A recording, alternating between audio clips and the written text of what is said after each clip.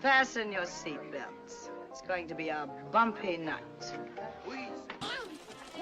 But tell me, Eddie, is that a rabbit in your pocket or are you just happy to see me?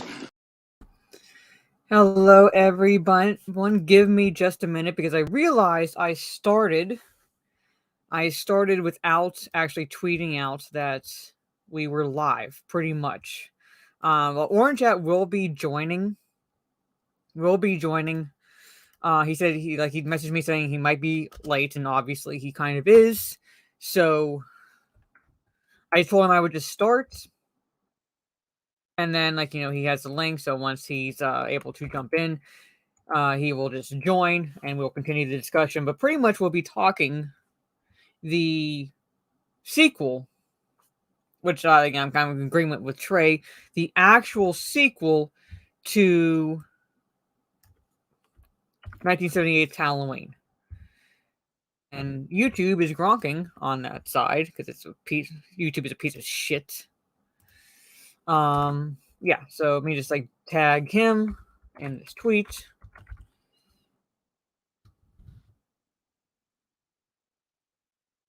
So I guess the actual sequel. There's only one thing in this movie that I'm glad the 2018 movie did away with. But other than that, this is in preference to me, preference. Oh, hey, I was sorry on the Twitter side.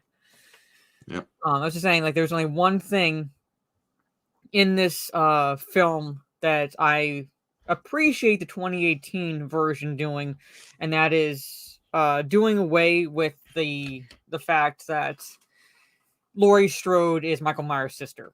Yeah. I did like that. I did not like. I remember not liking it initially when it was when I first saw the film, and I still don't like it. I still don't like the idea that he had a younger sister because it took away from the motivation you gave him, you gave or you pointed out last week, and then the reason why he pretty much targeted Laurie was simply the fact that he saw her at his old home.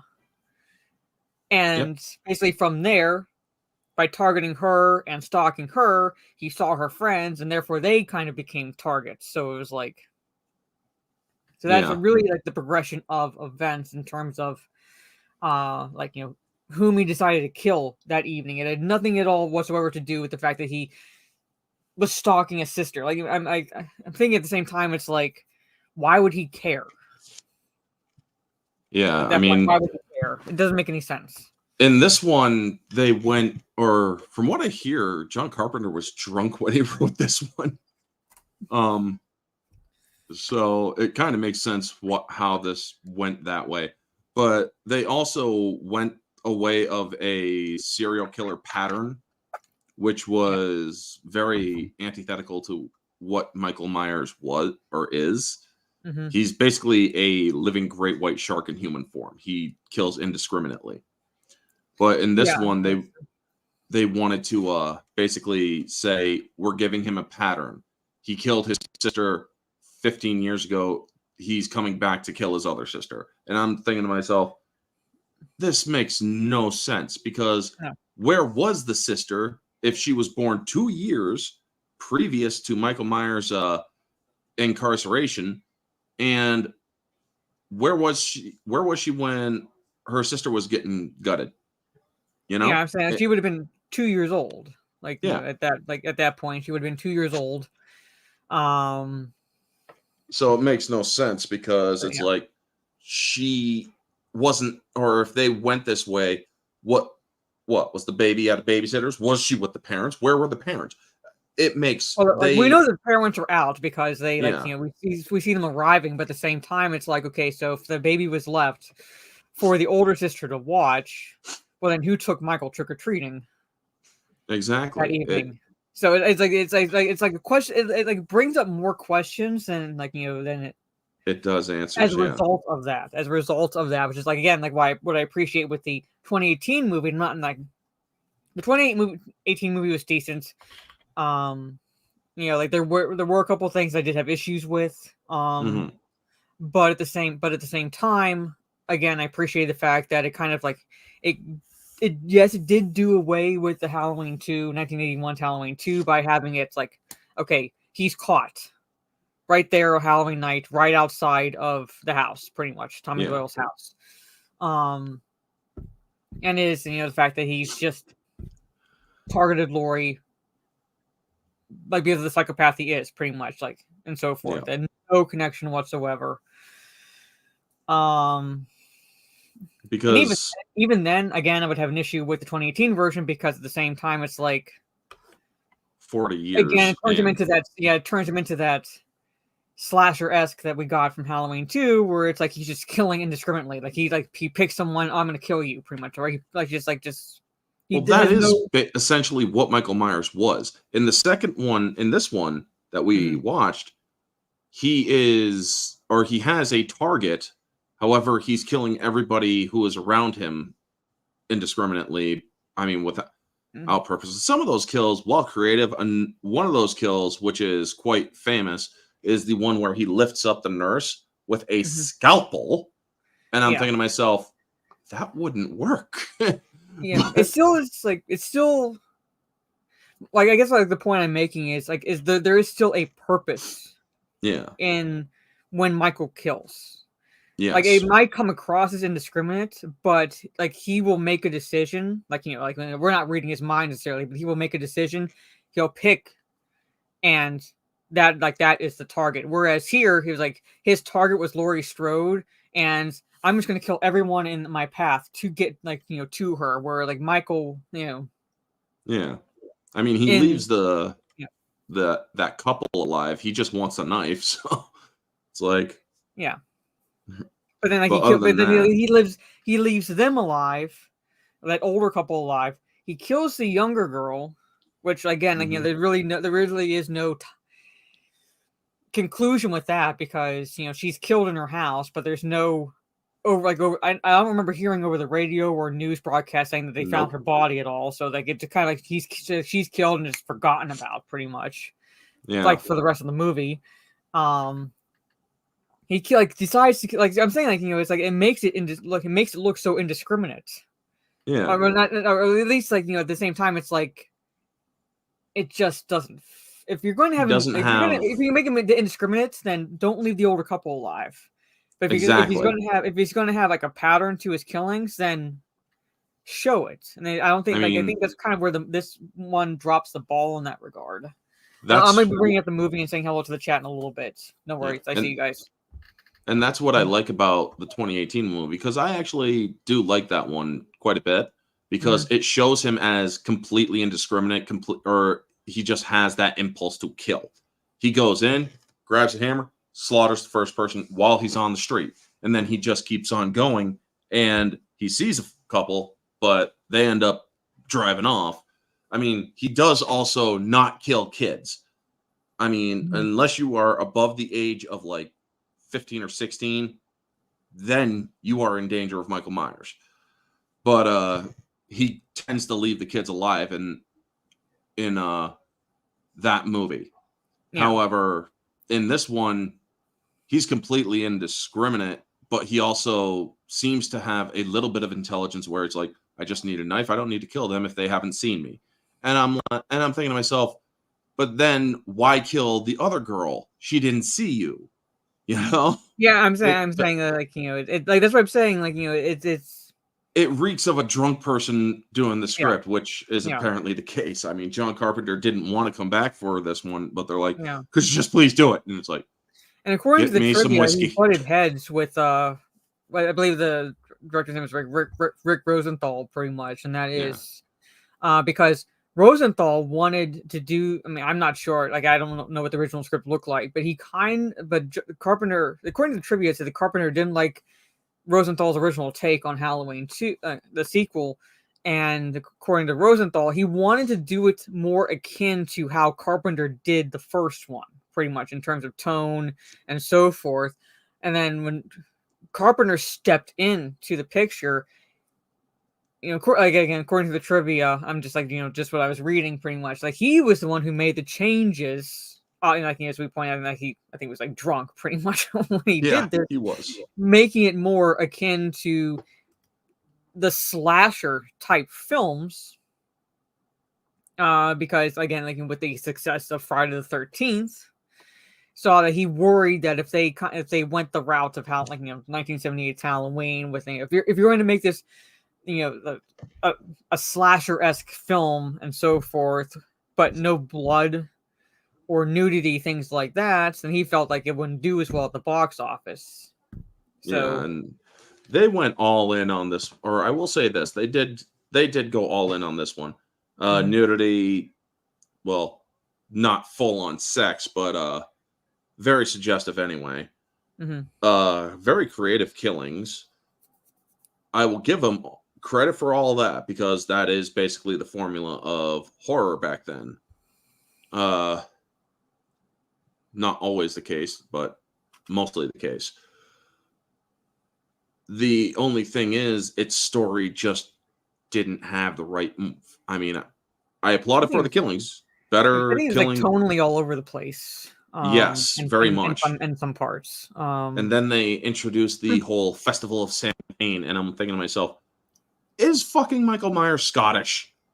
I mean, seriously. Yeah, I just like that part. I just never understood. Like, it's just first, like, again, we'll be going into this chat when I bring up the movie and kind of going through it because Michael Myers was 6 when he killed his older sister. So how the hell does he know about? At least know enough to even care about ancient druid practices. I mean, unless he was just listening to other people spout it at the frickin' but even then, weirdo why would he take that to heart, sort of situation? Like, why would he take it to heart enough to write it in blood on an elementary school wall? It makes you're right, because it makes no sense. It makes no sense. But anyway, I'm gonna say hello to the chat. I'm gonna bring up the movie because the movie itself takes place like right smack, like still on the same night, Halloween night, 1978. Even though it came out in 1981, but it takes place Halloween night, 1978, and it goes into the next day of sorts, pretty much. And I think, like, according to the trivia, it's the only one to do that. Whereas, like, every other Halloween, and granted, I haven't seen Halloween Ends, but every other Halloween sort of ends the movie on Halloween night. Well, it doesn't, or every other Halloween movie ends on Halloween night, except this, or because H2O ended on Halloween night. So didn't that god awful abysmal Resurrection. I think even Halloween or all of them did end Halloween night, except with Halloween Ends, because they transferred it into another year with Halloween coming up. So yeah, I think all of them do end on Halloween night. Yeah, so but if they're talking about sequels, the sequel takes place, or talking about sequels taking place the next day or during the same time, that or this one and Ends follow that regard. I'd have to look at the wording again, but pretty much it's like the movie itself ends. Yeah. Like this one ends the next day. Yeah. But I see Keely, what is up? Citizen Ronan, hello. Yeah, Dick Warlock is the man behind the mask, so to speak. He's the one who's instead of Nick Castle from the first one, he's the one playing Michael Myers in the sequel. So hello, that's Gravy. why they didn't show his face in the recap of the first movie. Also, did anybody else know or notice 7 shots from Loomis's revolver in this one? Yeah. So they missed that. Yeah, it's like, oh my god, what on earth? Not to mention when Michael Myers, or when they show the outside where Michael Myers tumbles over and falls, they literally show him walking up that banister, like up a little ramp to the tip of the banister and falling over. I'm thinking to myself, yeah, that's not a trip, because they honestly can't. They need him to fall back, or so he lands on his back, because if he goes over the banister, chances are he's going to break his neck. But it's like, oh my god, that was trivia. Dick Warlock is the shortest. Where he lives, he was shorter than Nick Castle, so he had to wear lifts. during the production, so he came across as how tall Michael is supposed to be. Yeah, I wasn't really a fan of this or of the theme for number 2 because it was more techno, so to speak. And It I'm was saying more like, it really kind of synthesizer. went into the slasher craze because again, basically, I put the beginning. Yes, Halloween is like the first Halloween is technically a slasher. It came out in 1978. Texas Chainsaw Massacre was a slasher. It came out in 1974, six, mid 70s, pretty much. I'm blanking on the year, pretty much. I've And technically, never the first seen any of them. technically the Texas first Chainsaw ones. slasher is Black Christmas. Technically, the first slasher is Black Christmas. It came out before Texas Chainsaw Massacre and Halloween, but what really kicked it off was Friday the 13th, and that begins. That begins also what also I find fascinating about movies, having watched movies from every decade, is the evolution of scores in Yeah. movies. Like beginning in the 80s, you really hear the techno music. Yeah. 60s was really very much beatnik in terms of scores to movies, especially the opening and end credits sort of situation, and so forth. So I was right, 1974. I knew it was like mid 70s, but I was blanking on the year. But Black Christmas is 1973, I want to say. So it was technically the first slasher. But what really kicked it off was Friday the 13th in 1980. And that's when you see the progression of the change in music. Yeah. So, and yes, I mean, this is my kick. I'll be here Friday. There Friday. When it comes to when it comes to scoring horror films, the best horror films are scored with simple things like how John Carpenter did the piano in or the score for Halloween. It's just small piano bit. Where also Jason, that small his theme is piano originally, if I remember correctly. Originally piano, and also very simple. Jason's theme was I can't say this without spoiling something from the first movie if you haven't seen it. But you hear the line "kill her mommy." Yeah. In the movie, and that's where everybody knows that it's the mom in the first one. So okay, spoilers. Not everyone has seen Friday the 13th. That's why I don't touch on certain things. Who hasn't seen Friday the 13th in the freaking chat? If you haven't seen Friday the 13th, what the hell are you doing? but it's like kill the then ma from mommy, pretty much, and like that just stuck. And now like when people hear it, it's that's Friday the 13th. Yeah. Yeah. Technically, this was the first one where it added a supernatural element to. Well, yeah, because the fourth one he wakes up a year later or whatever, or 10 years later with his eyes suddenly freaking regenerated. Yeah, but at the same time, I'm like, it still does not make any. It's like again, like all over the place. Mr. Toxicity, we don't talk about that movie.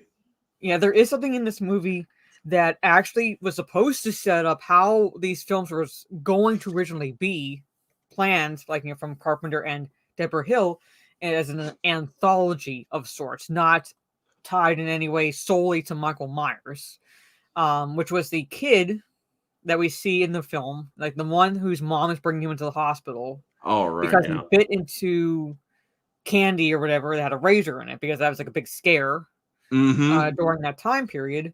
And that was actually supposed to set up the next movie in the anthology of sorts, pretty much, and just never materialized because of what the route they decided to take with the third movie. And then when the uproar happened, because where the fuck is Michael crowd from after the third one, that's when they brought him back and really added the supernatural element to his character.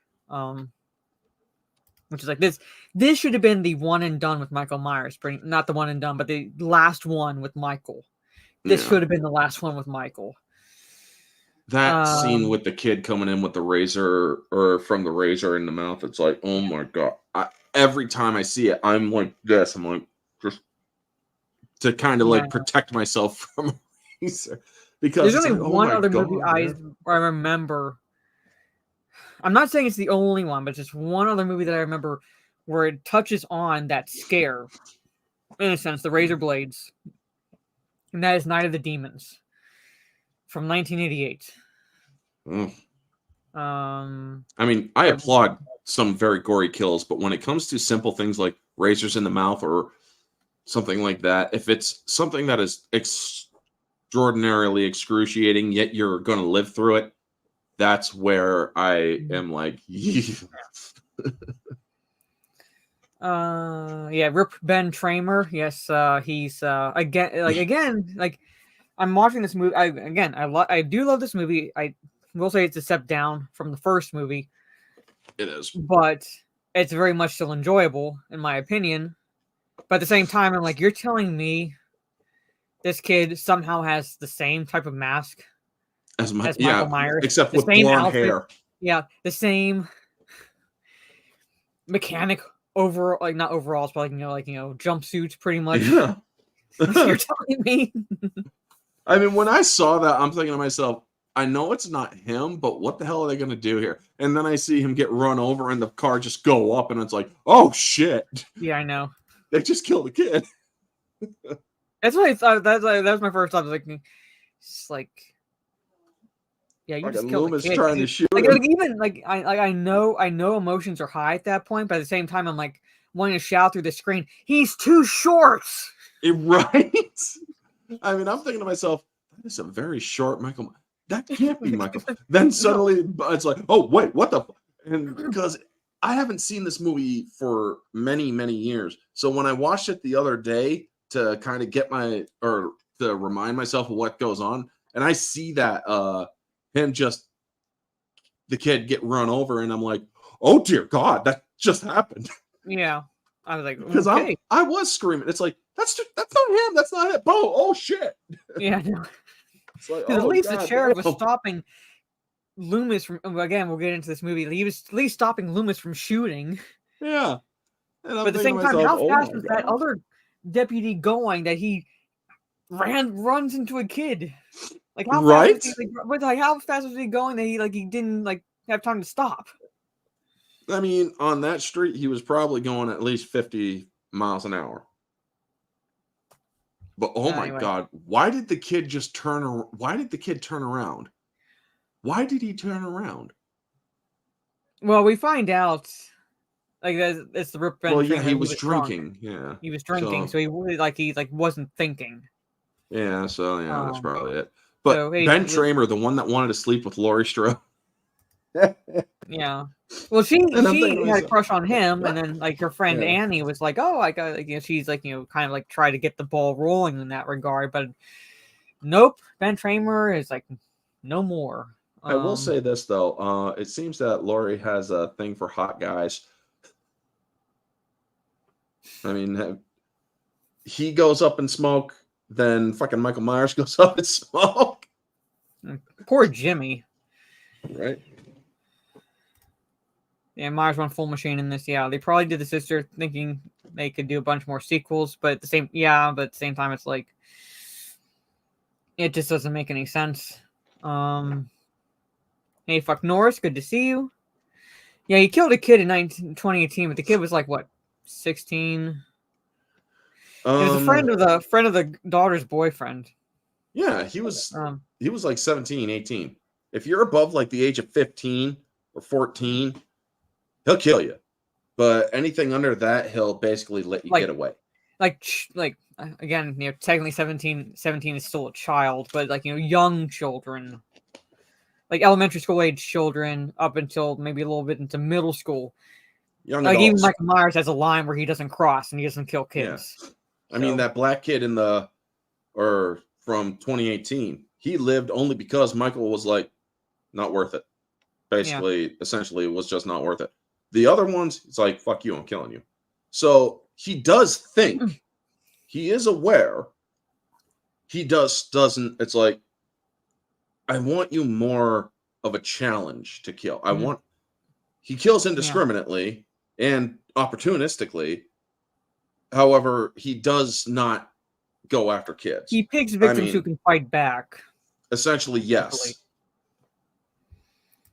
And that's we're talking about that. The Carpenter Carpenter and Deborah Hill did want to do an anthology type series with like Halloween as the connecting factor with the films, and that's why, like I said, you see the kid and the mom taking her son to the hospital because of like the biting into the razor, which was supposed to set up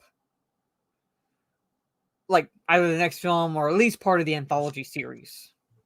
So I mean, you keep on mentioning that, and my okay, hand just keeps going up. My hand keeps going up because it's like, oh, yes, he was. Mm-hmm. Yeah. So, Arnold voice, no sport. Yeah, I so could do that then voice. It's like, again, why would Dr. Loomis bring it up? My only answer, Dr. Loomis told him about it. That what goes about through his Sam Hain? practices. Yeah. Again, like, why would he bring it up?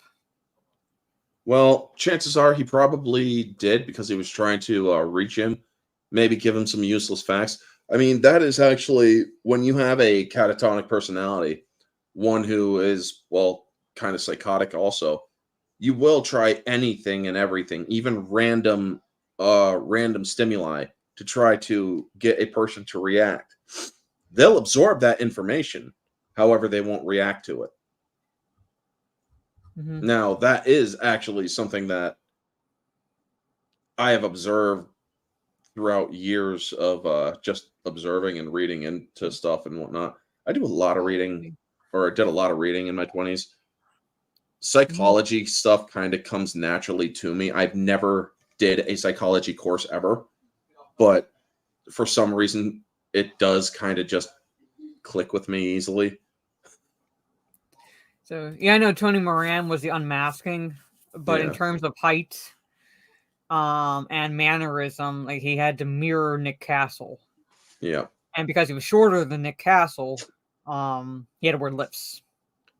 So Tony Moran was the unmasking, but Nick Castle was one of the primary ones to play the shape. Yeah, the thing that I don't like about this one is they focused on his eyes a lot in this one, where they showed his eyes. In the or in the other one, it's like the blackest eyes, the devil's eyes.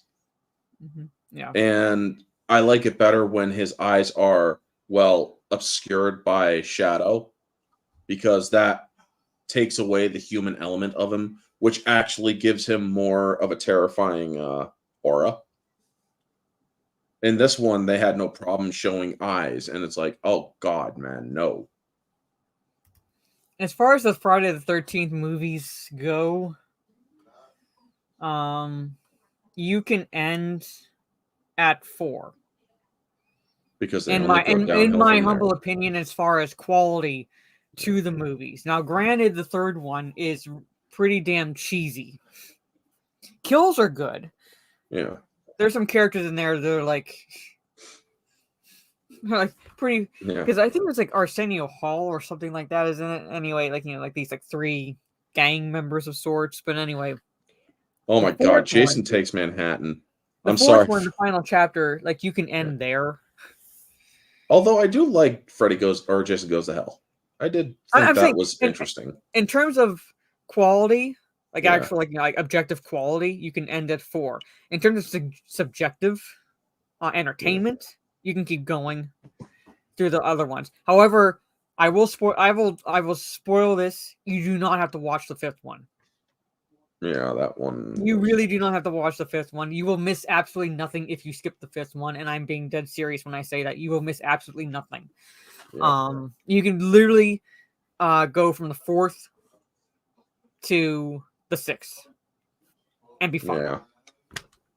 I mean, when I saw Jason Takes Manhattan, it's like 20 minutes. He's in fucking Manhattan for like 20 or 30 minutes. That's it. The first hour, he's on a boat. So it's like Jason gets on a boat. That's it. They should have called it that instead of frickin' Takes Manhattan, because, oh my God, man. Majority of the movie, he's not in Manhattan. It just happened to end up in Manhattan. It's just... Yeah. Okay, I have to go back and watch the 2018 one, because I do remember, it's right after the bus crashes, and he kills a dad, and like the kills his kid.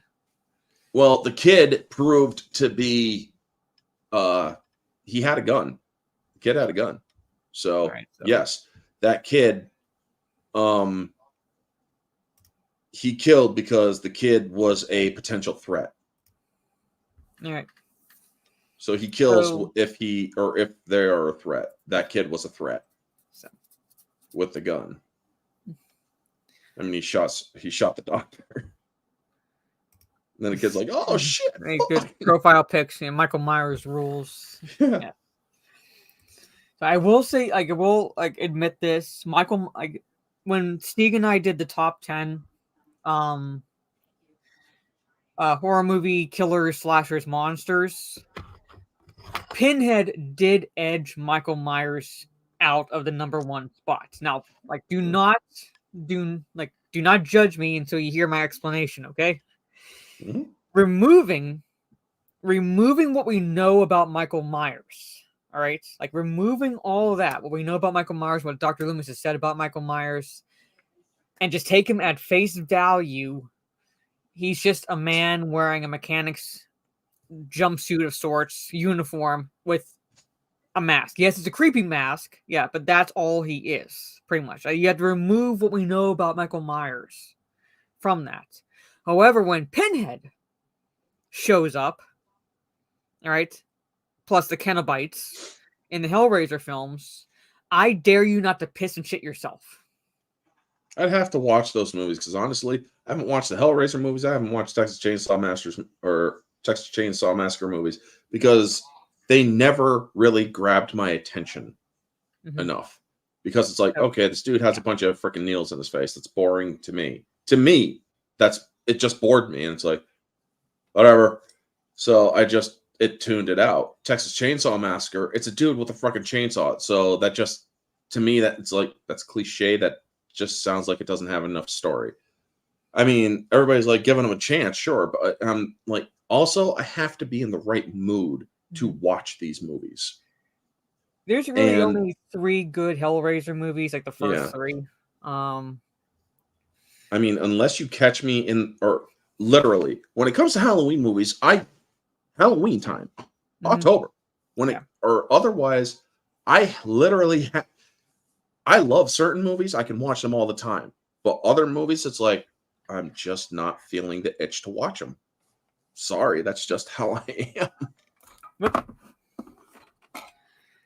Real fast, and we'll go into the film. This is what Hellraiser is based on. The Hellbound Heart by Clive Barker. Yes. This is what Hellraiser is based on. See that? Yeah, with all the needles and pins. And there is actually lore to the Cenobites. I love Michael Myers, but Pinhead just barely edged him out. But like I said, it was a really close second. You want to know what as far as movie I love Michael Myers. Another good horror movie that I really liked was Wishmaster. I mean, that like movie. Wishmaster movies for past the. I like the first one, and I haven't really. But I really like them. I love how basically it's like it literally is be careful what you wish for. Very much. And it's also not about genies. It's about the jinn. Yes, and which is jinn different from genie that we know, pretty much. Like actual jinn are dark wisher, or basically dark wishers, where genies they are a little bit more on the lighter side. To me, Nightmare Before Christmas is both a Halloween movie and a Christmas movie. My mom watched that for the first time. She's like, "This is the dumbest shit I have ever seen." It's not to everybody's taste. I like it because I like Tim Burton's weirdness. And there really wasn't anything... there was no animosity or anything to what Jack Skellington was doing when he tried to... when he kidnapped Santa Claus, because he wanted to recreate that. And he had to learn the hard lesson that there's a reason why certain holidays are separate. Yeah. Sort of situation. But with Tim Burton's flair to it.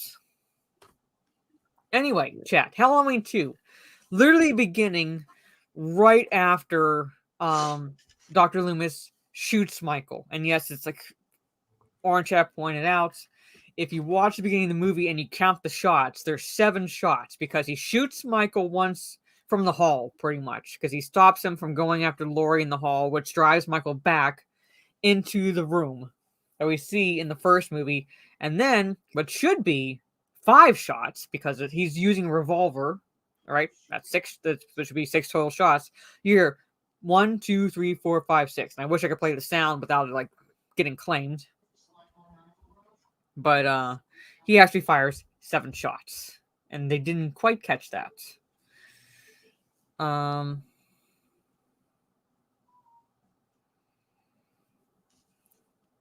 the updated score. You're talking about like the recent movies, or the synthetic one, or the updated 2018 to 2022s? Yeah, because I actually like the additional music to go with or I do like the additional deeper tones to it. When I heard the Halloween theme from H2O, because H2O I actually thought was pretty decent. Resurrection, not so much. But I do like how the theme has evolved beyond the synthetic one that they did in the second one. I don't like the score for this one at all. But I prefer the original theme, 1978. This one again, will always, the original will always be classic. Techno evolution from the scores in the 1980s, and like I said, it's like what's interesting is one way to like basically look at the history of Hollywood is to look at the evolution of scoring in films and how they progressively changes from like decade to decade.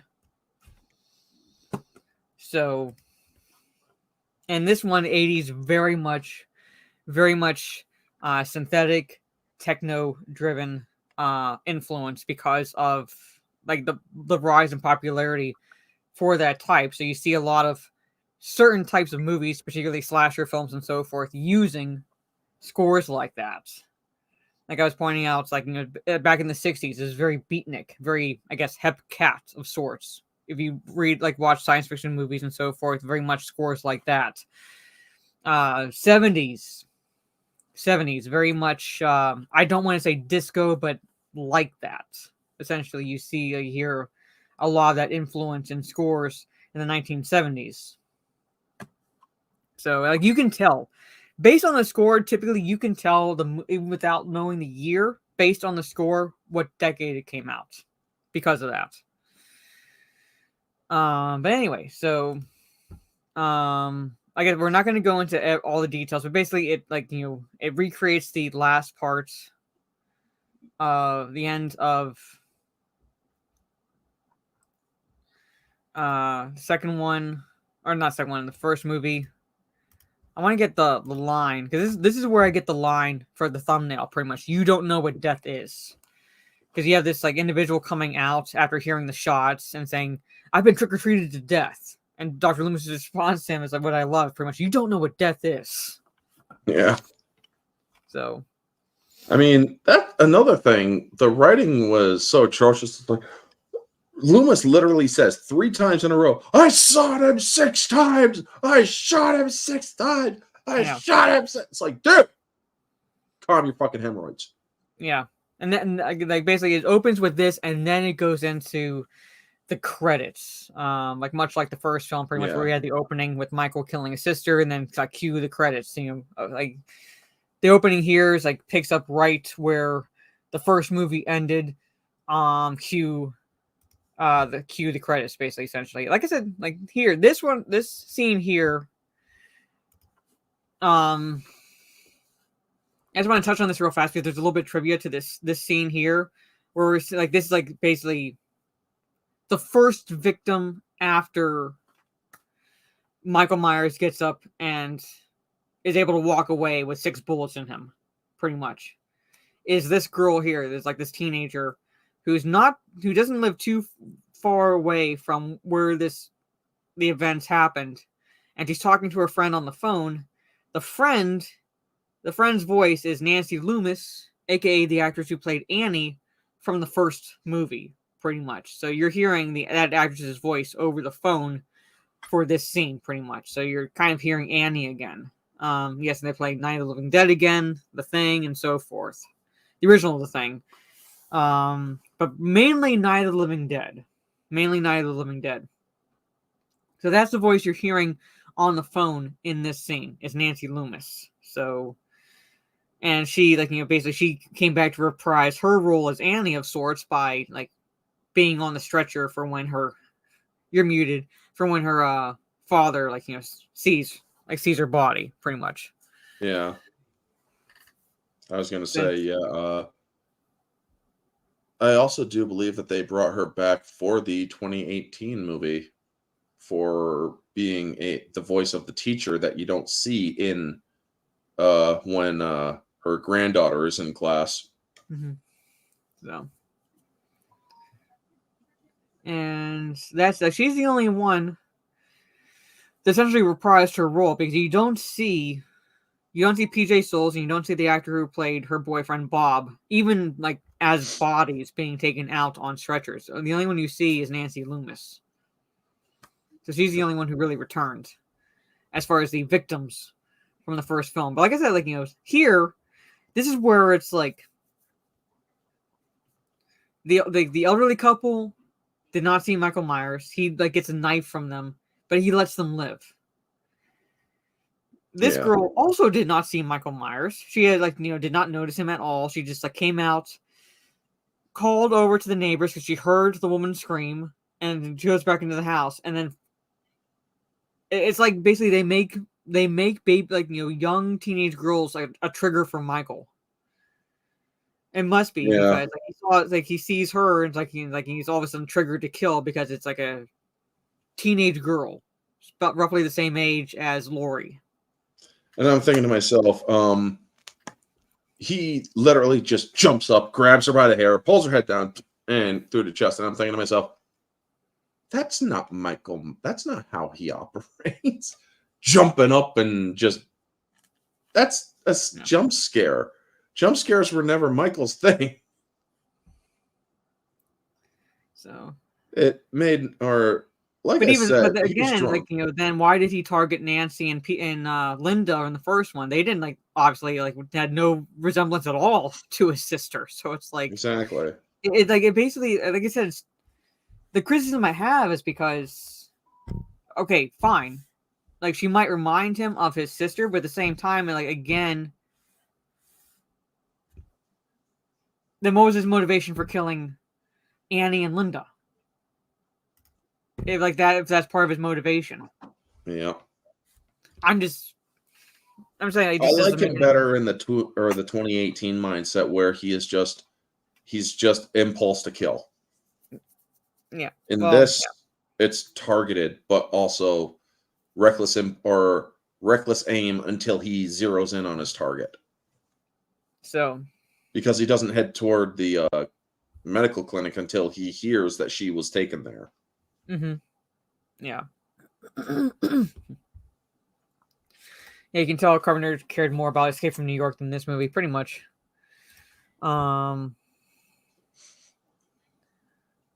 So, I can't quite stop where I want to stop.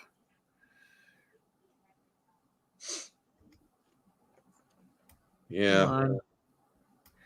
Well, anyway, basically we see Lance Guest that for those, so I'm sorry, I just need to stop using my brain and just get everything mansplained to me apparently.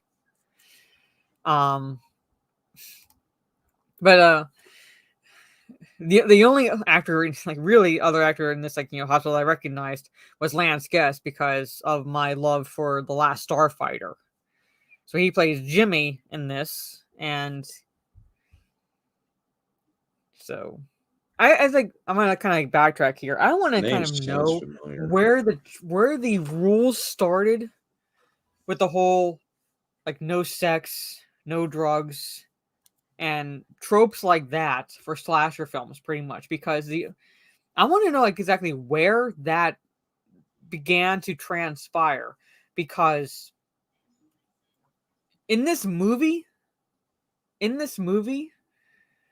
well, it's like with the first Halloween trade. In this movie, there's only one couple there's only one horny couple, and that's the orderly nurse and the orderly, ambulance, orderly on the right, played by Leo Rossi, Bud, and the Nurse Karen, an unfortunate name given today's climate, but Nurse Karen. But they're a couple pretty much, and they're like the only really, I guess, horny ones, for one better way of putting it, in this movie, because every other victim in this film, there's no drugs, no alcohol, or anything like that. This nurse is just on duty. The other nurse is just on duty. The two doctors are just on duty, and so forth. Like the security guard is just on duty. And at the same time, even with the first Halloween, Carpenter's come out and said that whole premise is wrong, because really the only one. What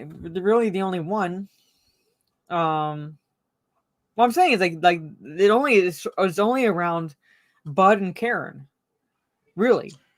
That's why I know Lance Guest. Yeah. From Jaws: The Revenge, the terrible one.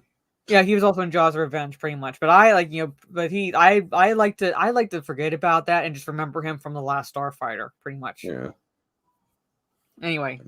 What else was it? But I'm saying it's just around Bud and Karen to an extent, because every other victim in this movie does not break any of those rules. Same with Halloween. Yes, Annie smokes a joint, but so does Laurie. Mm-hmm. And the only promiscuous one is Linda, essentially. She's the only one who really has sex in the movie with her boyfriend. Annie doesn't. She goes to pick up her boyfriend, but she doesn't have sex with him. And I'm saying, it's like, where did this really take off? This whole notion of like these rules around victims in slasher films, pretty much. The only one that makes sense to me is don't go off by yourselves, pretty much. I get that premise. I get going off by yourselves initially when you don't realize what's going on, because you're unaware of what exactly is happening. However, because they make people stupid in horror movies now, once you do know what's going on, they still split up. Then I have a problem, because at the same time, it's like, you're stronger in numbers. Why the hell are you going off ones and twos? Right. So, I mean, back then you had at least a little bit of smartness, where now it's like you think you're smart, but you got smarter killers. Yeah. Or they just dumb down the victims. I don't know, but I'm just looking at this going, and it's like,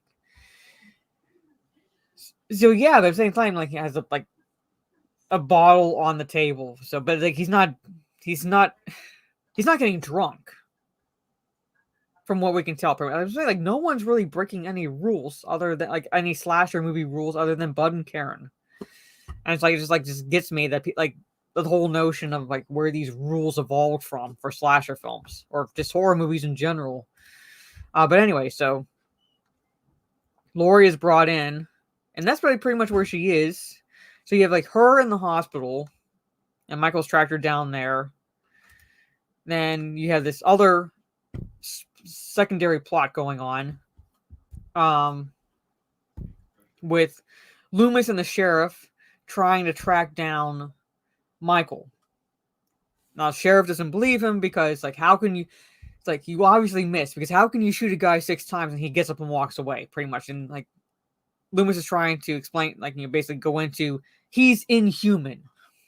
Yeah, he's like pretty much inhuman.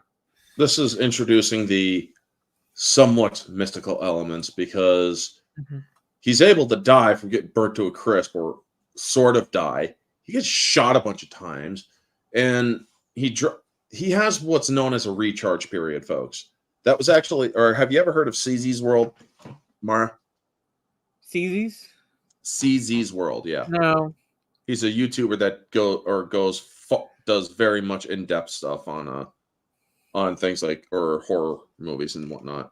He's actually covered the different timelines of Michael Myers, and he essentially covers the recharge thing in his history, or the updated history of Michael Myers, where if you notice, he gets injured, he kind of like falls back, and then basically goes back into his killing state. Like in the first one where he got stabbed in the chest, he just rises up, turns his head, and starts going back after her. I mean, anybody taking a knife in the chest that's lights out for good. But him, he took a knife in the chest and just, okay, slept that off for a little bit. Let's get They going. pretty much turned Michael into like a shark. Yeah, essentially, yeah. I'd say I would equate him to a shark in the first movie. And that's the way they went in the 2018 to later on. But I hate that or as much as I like the 2018, this one or the original in 2018, stop it there. Where if you go into kills, they turned him into a person who ascends as he kills. He gets stronger essentially as he kills. He can become, or he can be more resilient the more he kills. And I'm thinking to myself, that you guys said you weren't going that route, and then you fucking go that route. What the hell's wrong with you? Yeah. So, yeah, I think like basically Scream made it a thing with the rules, but at the same time, those rules evolved from tropes. Yeah. That we constantly see in slasher movies, basically. Like, oh, these people have, like, you know, oh, these people had sex. Like, oh, they're they're going to be victims. Oh, it's like, you know, it's like, it kind of stemmed from tropes that were, like, introduced in the horror genre beginning in the 80s. And I'm fascinated to, like, read about how they evolved into, like, essentially rules that you can't break. If you get your hands on... If you get your hands on the Jason X, watch the special features to that, because they literally go into that. Yeah. Okay. Into the whole rule system that kind of just came about. Yeah, and like, yeah, I'm not, yeah, because I'm not trying to imply that, like, oh, like, boom, like these were a set of rules, and like, you know, like that, like they've always been a thing. They evolved from like all these tropes that just transpired over the course of like the introduction to slasher films and like the evolution of the horror movie genre beginning in the 80s and so forth, that gradually culminated into a series of rules. And I just find that fascinating how it got to that point. Whereas again, if you actually think about these early films, no one's really breaking much of any rules in that sense, because, like, you know, but they're still dying. If you actually think about it. Yep. Because again, Laurie Strode, or everybody's like, you can never drink or do drugs. What was she doing in the bracket car? Yeah. Oh, right. Yeah. She was token like a Noken Morrow. Yes. And that was really Annie's only vice in the movie, if you think about it, because she never had sex with her boyfriend, whereas Linda was the one who did. So it's like, again, sex was on their mind. Yeah. That's why they died. Yeah, I'm saying it's just...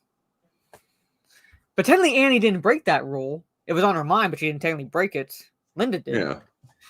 I mean, but that's literally why they... Or I heard something from somebody suggesting that is why Annie and Linda were killed, was because sex was basically on their mind and they weren't focusing on the danger around them. Where Laurie, sex was on her mind a little bit, sure, but she still was more, or she was more aware.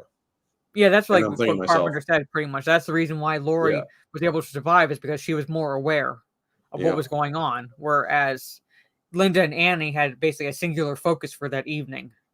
Yeah. I mean, it's like, we just want to fuck. We just want to fuck. Yeah, I just want to freaking babysit these two little shits and go home. Yeah. That's basically, maybe get a little, or maybe get later, or like tomorrow or something. I don't know. But right now, these kids are my priority. Yeah. Yeah, Annie wasn't the best actress. No, she really wasn't. The actress, Nancy Loomis, is not exactly the best actress. But, yeah, so. But anyway, like, so basically this is like the scene where, I can't remember the deputy's name here in the middle, but he's the one who basically takes over for the sheriff. Yeah. Like, this is like the last scene we see the sheriff in this movie. Because from this point on, he's gone to see his wife to tell her, like, to break the news to her about their daughter. And now we have, like, basically this pairing of the deputy and Loomis, and the sheriff blaming Loomis for letting Michael out. You let him out. It's like, yeah. And I like how calmly Loomis is handling it. He's like, I didn't do that, sir. You let him out. No, sir. I wanted him restrained, sir. And I mean, Loomis was, earlier, I shot him 6 times. I shot him 6 times. And now he's like, no, I didn't, sir. No, I didn't, sir. No, I didn't, sir. I mean, is Loomis himself bipolar? I mean, don't get me wrong. I enjoyed Loomis's or Pleasant's performance. He did what he was directed to do. But yeah, I mean, this movie was just all over the I think place. that, again, it's like a little bit over the like all over the place in terms of tone. Right. Where I can kind of like get the fact that like he's like shot him 6 times, like he's panicking. Yeah. And now that he like now that time has passed, he's able to be like relatively calm, despite the fact that he nearly shoots a kid. Right. Nearly shoots a kid. That's on him. That's on him. Oh no. Is it? Yeah. So, but I also, yes, I do have an issue with the sheriff doing this in the scene, but at the same time, I kind of understand where it's like he has to put the blame. Yeah, he has to put the blame somewhere, and Loomis is right in front of him. Psychologically speaking, I mean, it's like all this shit wouldn't have happened if Michael didn't escape. Well, this is Michael's doctor right in front of me. You let him out. You're not willing to accept anything right now, except you are looking to push your grief onto something because it is such a weight. So yeah, you're looking to alleviate that weight. Anger can actually alleviate that weight for a little bit, psychologically speaking. So while it doesn't make sense in the fact that Loomis tried warning him in the last film, at the same time, now he's going through the roller coaster of emotion with dealing with like the death of his only child. Yep. And again, wanting to place blame somewhere. Somewhere. And yes, the blame primarily should be on Michael because he's the one who killed Annie. At the same time, in his mind, if Michael hadn't escaped, if you hadn't let him go, my daughter would still be alive. So, hello, Energy. It's funny when Loomis steals the lighter from the deputy, which... Yeah. I mean, Loomis is great in this movie in certain spots. I mean, especially later. He's like, your orders have changed. Click. You're gonna get yourself. Okay, I'm gonna jump ahead a little bit. I love when he's trying to get the one deputy to turn the cop car around. He's like, you fire a warning shot first, right? Boom. What does these fellas do? Fire a warning shot, right? It's like, and like next thing you see, like the tires squealing as the car does a 180. Yeah. I mean, I saw that and I'm like, oh my god, I gotta see that again. 10 seconds. What is it, guys? You fellas do? You fire a warning shot, right?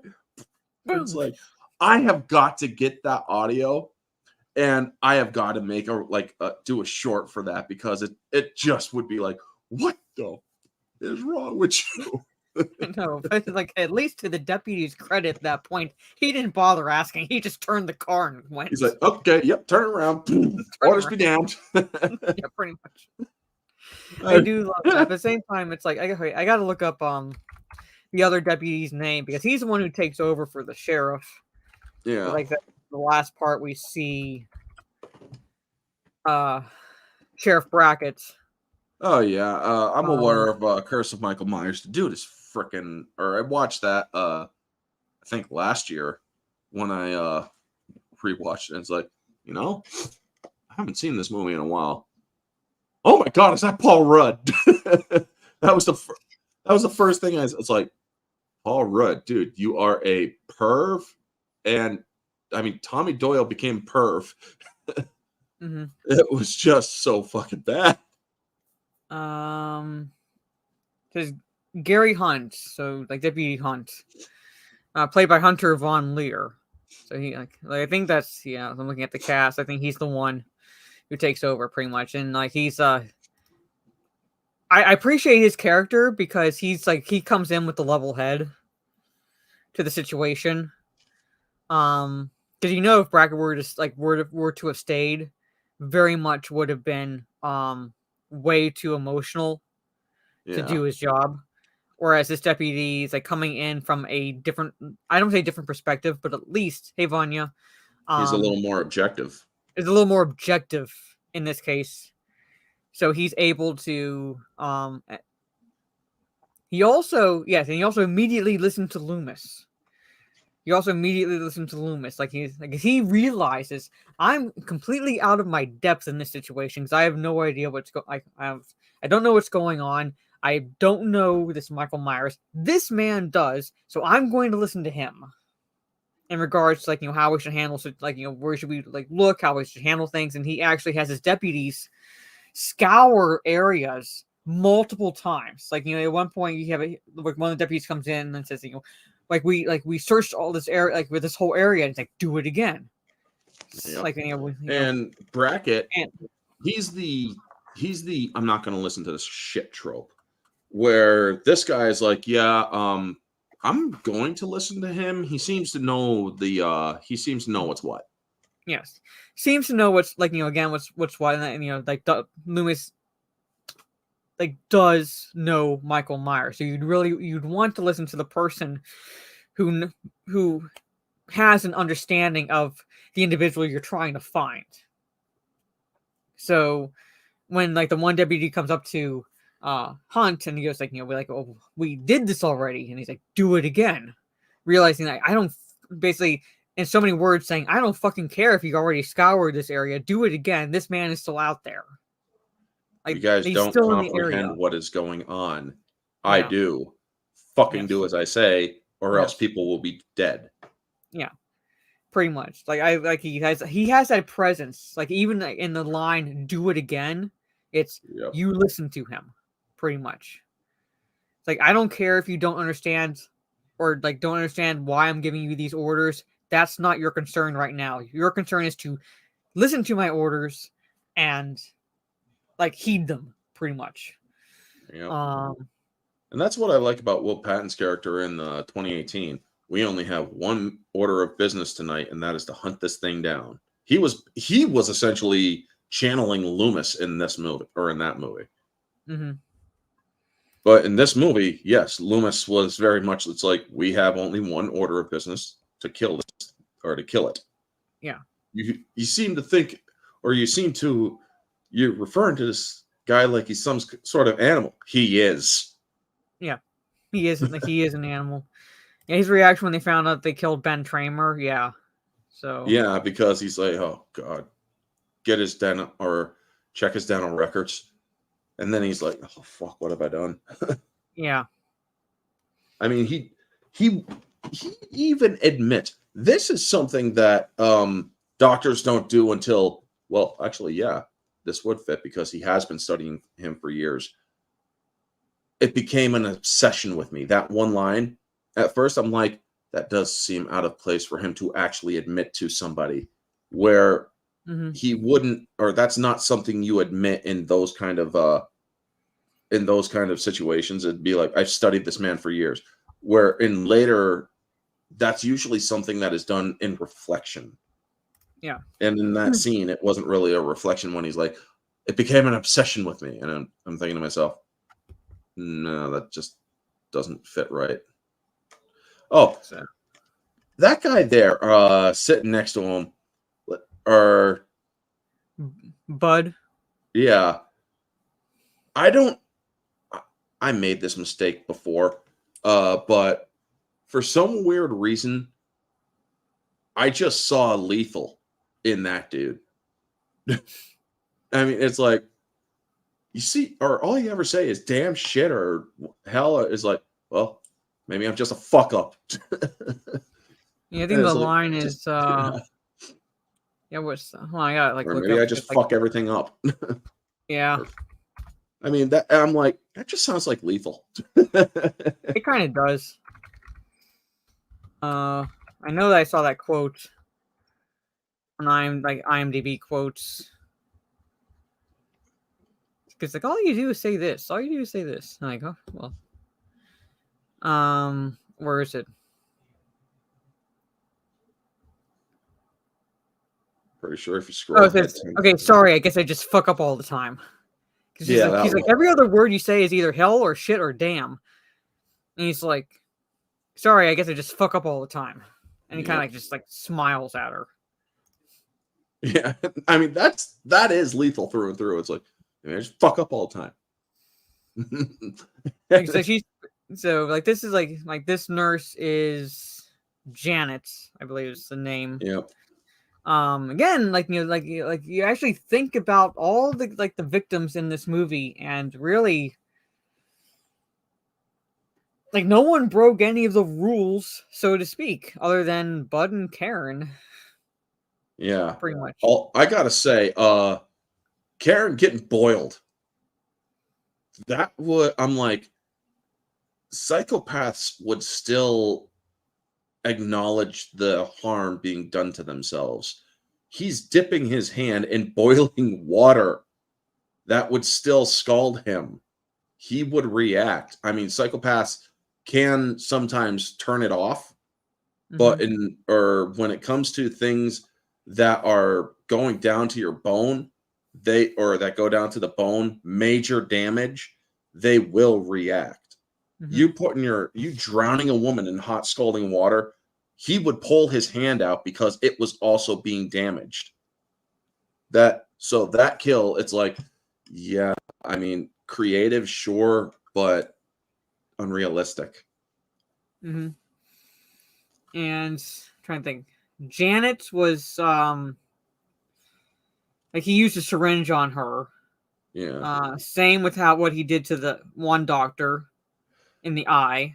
Yeah, I was expecting her eyeball to explode because he goes in and he injects an air bubble into it. So yeah, he pushes it in, and I'm like, okay, where's the pop? Where's the pop? Where's the pop? God damn it, no pop. Nope, they didn't go. They cut before. Which is the guy, they kind of cut right after the security guard is killed, because he's when I say first victim, I mean the first victim at the hospital is a security guard, because he would have been the bigger threat, or the biggest threat, because he was the one with the gun. Yep. Or at least so Michael takes him out first. So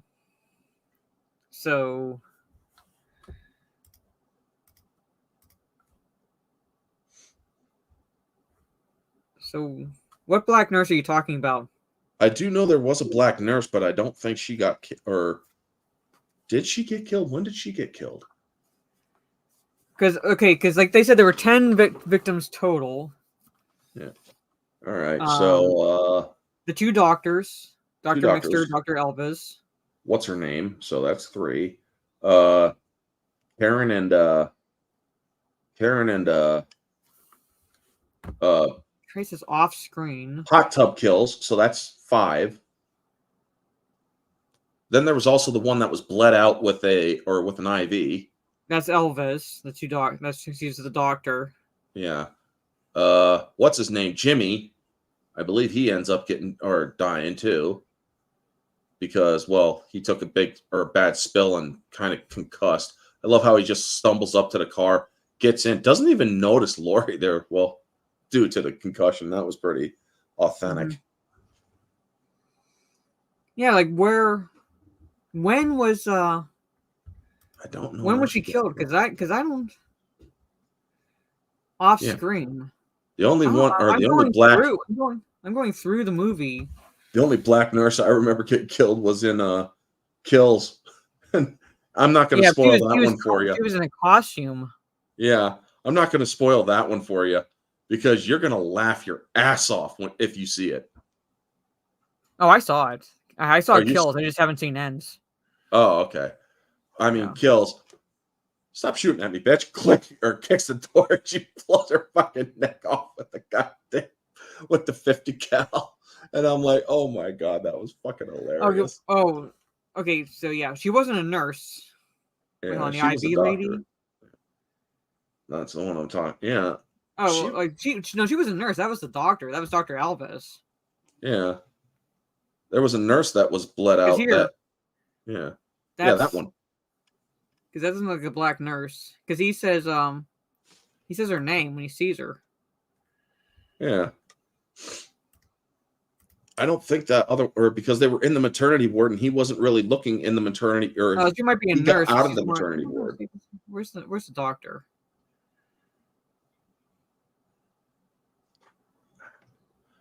I'm definitely gonna take a painkiller tonight. My knee is killing me. A lot of barometric or atmospheric pressure change. Okay, it's this chick right here. All right. Yeah. Yeah, but she's that's Alves. Yeah, she didn't die. I don't think. Hold if she on. did, because I'm looking at the cast list. There's the females. There's Karen, she dies. Jill, she dies. She's the blonde nurse, the short hair blonde nurse. Janet, the one that's killed with a syringe, and Mrs. Alves. Right, I'm calling her doctor, but that's Alves. So I'm gonna ask. yeah, I'm that's actually what we're talking about. I'm asking Google. So I'm trying to go. Let's basically Dr. Mixter, Alves, Bud. Okay, Dr. Mixter, Alves, Bud, Karen, Jill, Janet, Mr. Garrett, the security guard.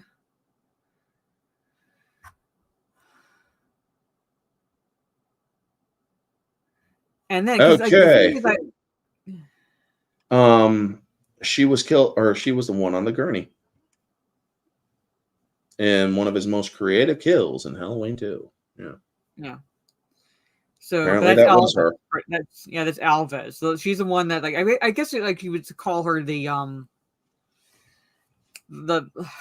head nurse. Yeah. So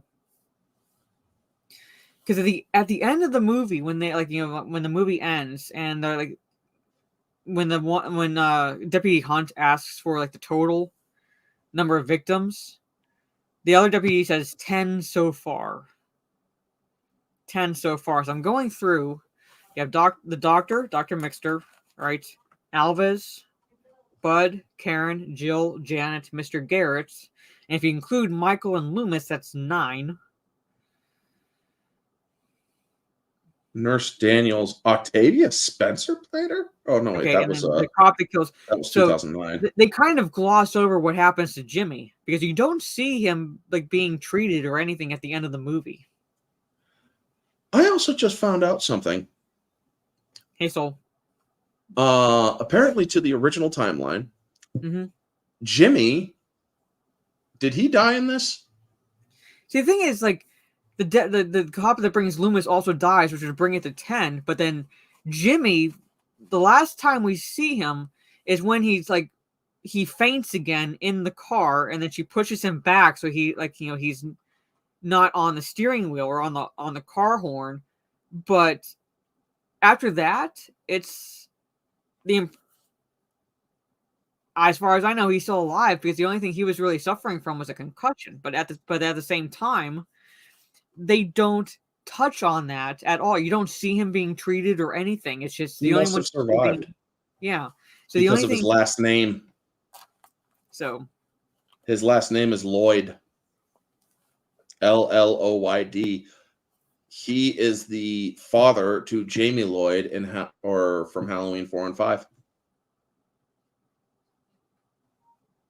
And Laurie Strode's daughter. Well, that's the impression I was getting, that they basically they were setting up that she was going to get together with them pretty much because he was of the ones there. I'm not trying to take away from the other nurses or anything, they didn't care or anything, but he was the only one who had a personal connection. Yeah, to I mean, Laurie. Exactly. Yeah, Troy. It's that's Jimmy Lloyd. That's Jamie's dad. So I'm buying those 2 movies when they go on sale because every other freaking Halloween movie is on sale for digital right now. So, we're not going to go into every scene necessarily because we'd be here forever if we did, or every death. What did you think about the deaths in this? Pretty much because there were ones that you see everything that's going on, and there are ones that happen where it's it cuts, with the security guard. I mean, he hits him with the claw part of the hammer, but it cuts right there, so you don't see. Yeah, it's very Jason-like. Yeah. Because that's exactly what Jason does with a cop. Claw hammer to the head. And I'm like, dude, You fucking poser. Or did Jason do that afterward? Because Jason was 81 or well, Friday 80. the 13th was 80, and then But Friday the 13th Friday was the 82, 13th. I believe. Okay, so Jason got it from Michael. There you go. But I yeah, think Friday so the Michael 13th did it was first. 82. Yeah. So burlap sack. Mhm. Jason did that to the cop. But anyway, that was part 2 creative. was 81, but like, okay, it's like what's which one came first? But even then, like I could like see like 3 was 82 because I'm like, I know like one of them was 82 pretty much. Well, So whichever three- one that part two- Jason kills the cop with the burlap or with the claw hammer, that's the one that I'm talking about. Mhm. But yeah, I did. Or as per your question about the kills, Mhm. they were all creative. I will give them that. And that scene where he lifts the nurse, stabbing her with the scalpel or whatever it was, pretty iconic. I just wish it was a knife because it makes more sense. Because that would actually be able to hold the weight a little bit better than a freaking little scalpel, because that would actually start tearing the back or the skin and shit. Okay, I know 3 was where Jason gets his hockey mask. Are you answering his question, Yeah. like his question tray? Like that's where he kills a cop. So I'm right. It was 82. So what? So he would have been. So it basically would have been Jason mirroring Michael if that's the case. Soul So Assassin. I know the second one was burlap sack one, and that's where he was primarily killing the counselors who were again trying to reopen Camp Crystal Lake. Yeah. So, Soul Assassin, as my knowledge of the supernatural is, while extensive, not something I like sharing. So Let's just say poltergeist that. means noisy ghost, Yeah. which is used incorrectly in regards to the Poltergeist movie, essentially, because it's really nothing to do with poltergeist, but more of a curse. Yeah, again, I'm not discussing any of my personal experiences online. Let's just say that, or at least on a stream. There was if I were to talk about poltergeist, I'd have to talk about how I freaked my parents out when I was little. Because you know the scene where the girl goes up to the TV and she puts her hands on like the white static TV, and then things like that. When I was like really little, I walked up to the TV. It was the Weather Channel of all fucking channels, but I walked up to the TV and I put my hand on it like the girl from Poltergeist. And my parents were like, "Nope." I think it was just attracted to the colors, but they had seen Poltergeist and they were like, "Nope." Yeah. Oh my gosh, that is hilarious. So, yeah, that's my parents are like, "You used to do that when you were a kid." I'm like, "Well, that explains a whole hell of a lot now." So I'm like, "So that's why I'm so weird." Anyway, but yeah, he apparently used to do that, and like one of the kills, I was reading the trivia. The Bud's death, pretty much. The way they set it up is they had the actor Leo Rossi, like so Dick Warlock would let him down easily. Yeah, like know when to do that. So they had like Rossi, like they arch your back 4 times, and that the 4th time will be the cue for you to and then go limp, and that'll be the cue for Michael just to let the actor who's playing Michael just let him down easily, pretty much, like to avoid the actors themselves getting hurt. Yeah. So I remember reading that little bit of trivia because you don't quite see, like you see it, but you don't quite see it because of the glass between Karen, because you're focused on Karen and Bud. But you see, Michael strangling him, which is why you don't hear any noise. I mean, another more ridiculous scene. Michael walking through the hospital door. It's shattering. That was kind of a little ridiculous. That was. I'm like, what are you trying to do here? It's like, go home, Michael. You're drunk. He opens every other door, but he just decides to walk through that one. But it's like, oh my god. I mean, I don't have any problem with it. It's just funny. It is. It is really funny. I mean, problem is the wrong word for it, but yeah, it's like, what the fuck was that?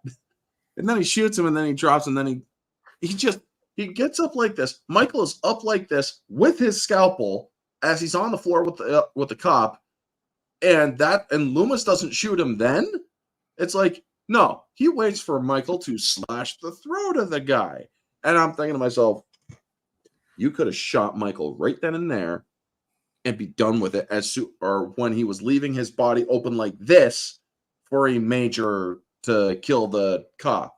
And I'm thinking, oh, okay, boom, boom, boom. There you go. Now die again and do a little more recharge.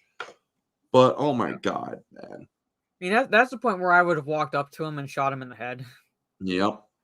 Just to make absolutely sure. Yeah. Sort of situation. Because he does point out to the cop, he's breathing.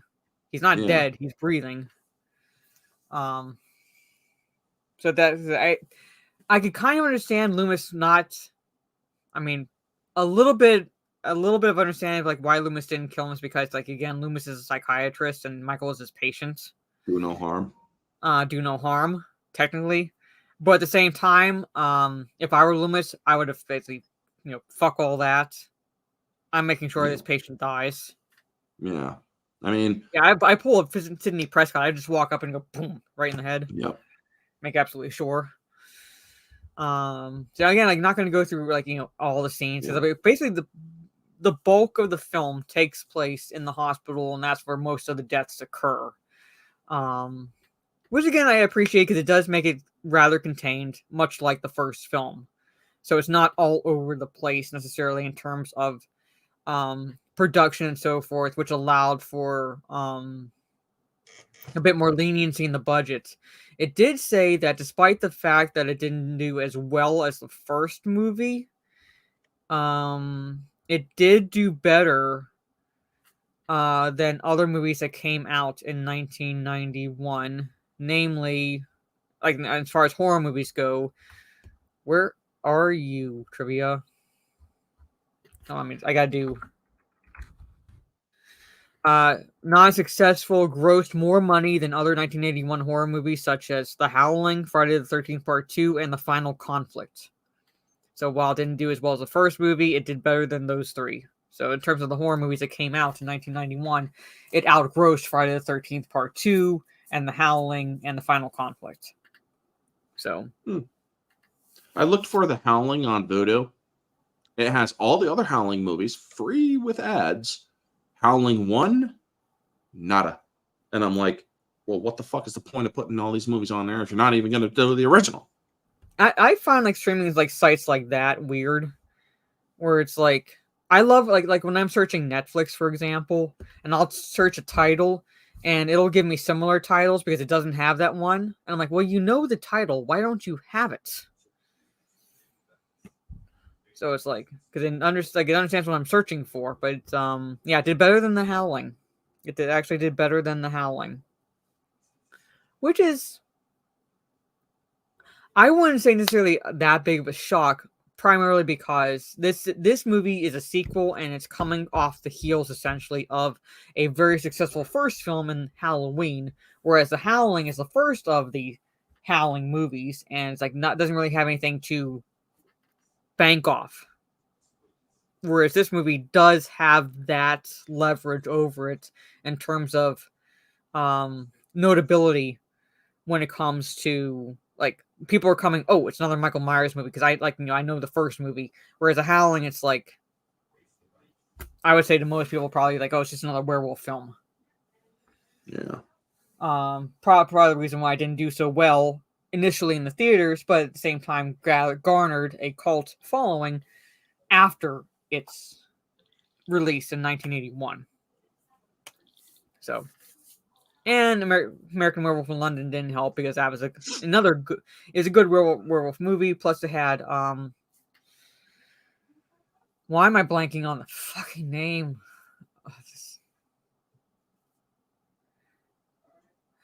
Why am I blanking on his name? His son works in Hollywood now. King? No. Not Stephen King. No. His name. On. Bear with me, chat.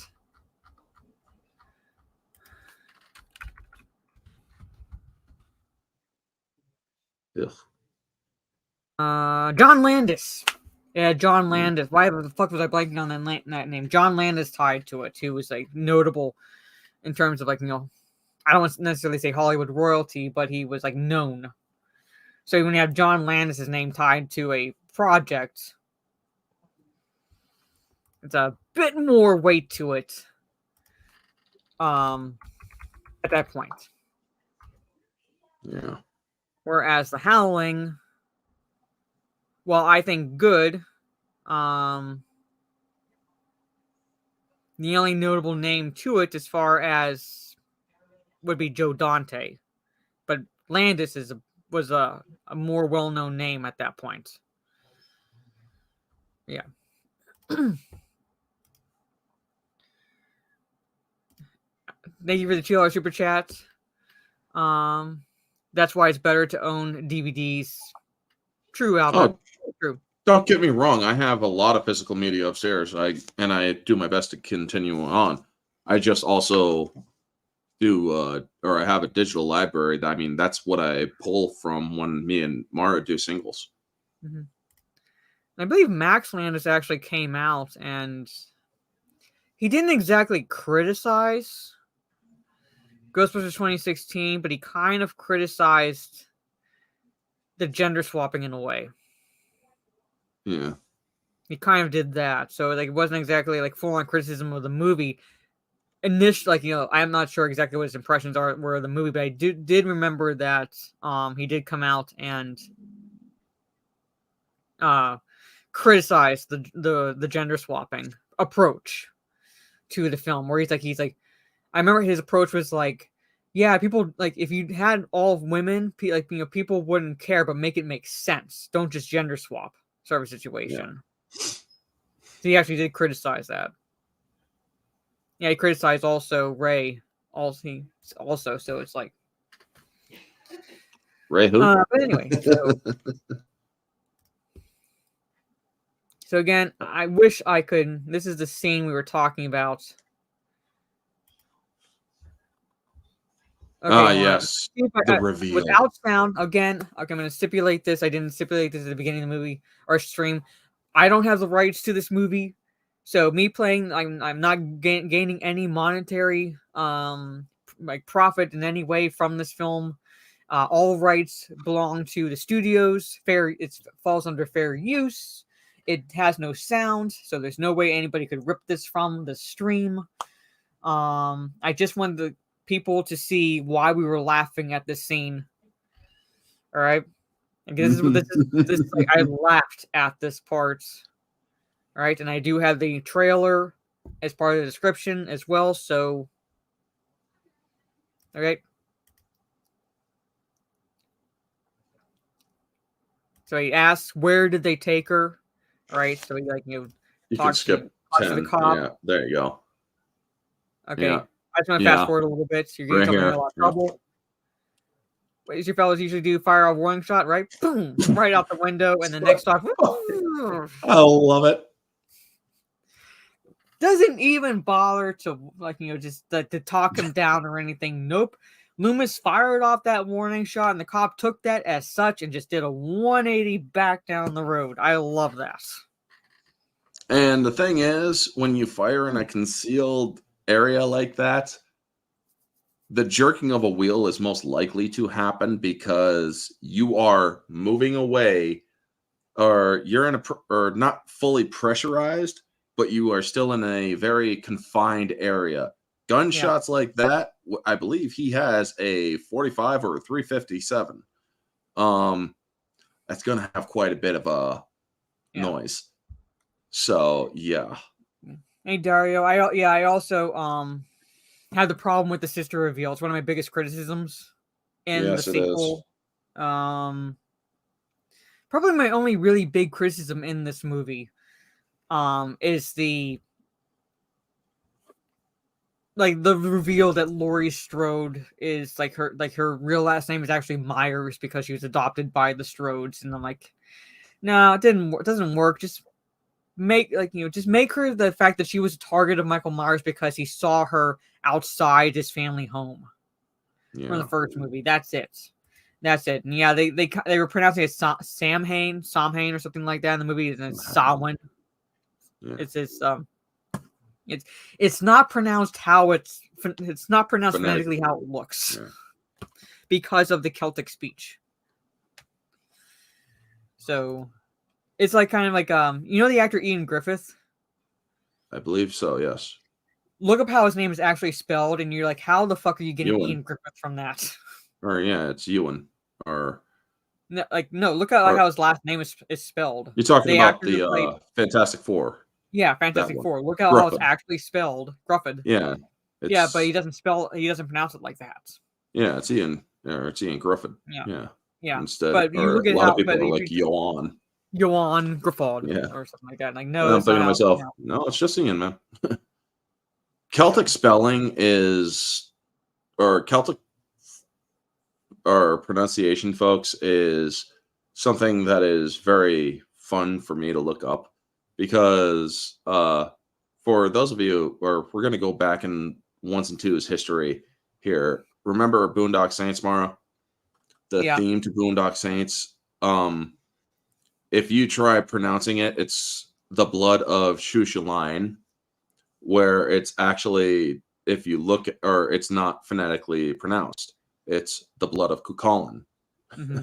Yeah. But everybody's like, what's Cuchulainn? And I'm like, shut up. Please shut up.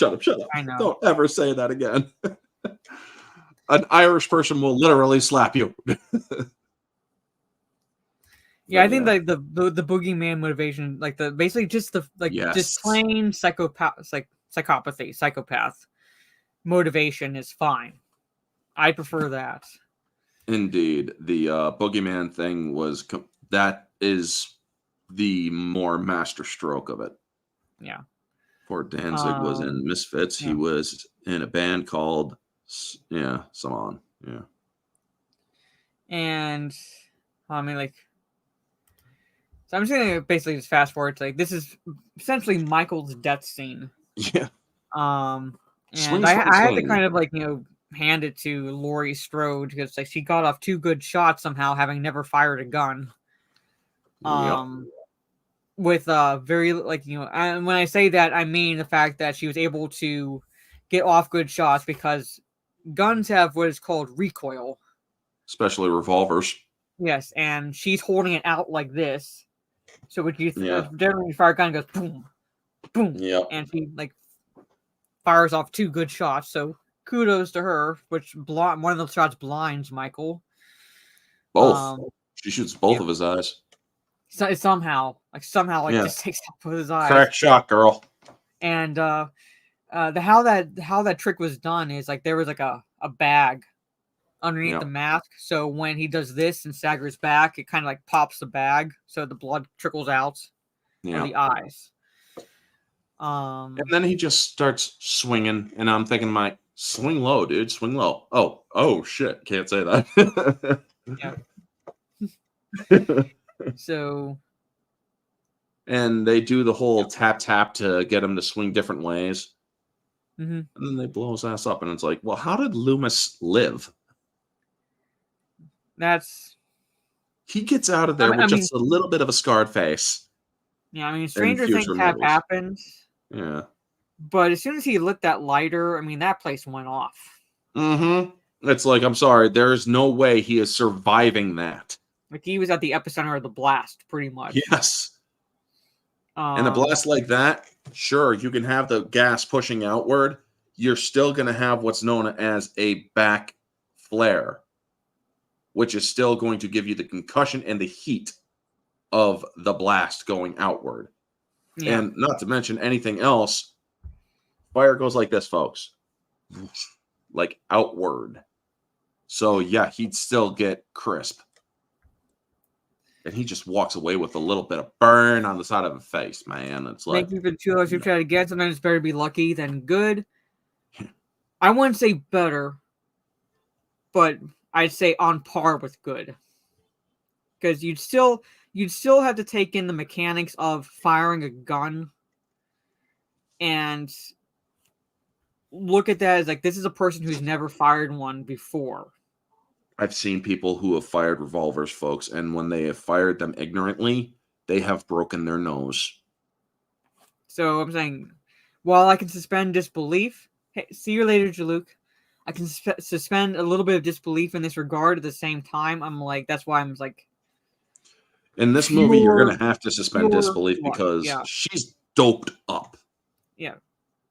She's weak. Firing off, and she gets off 2 really good shots.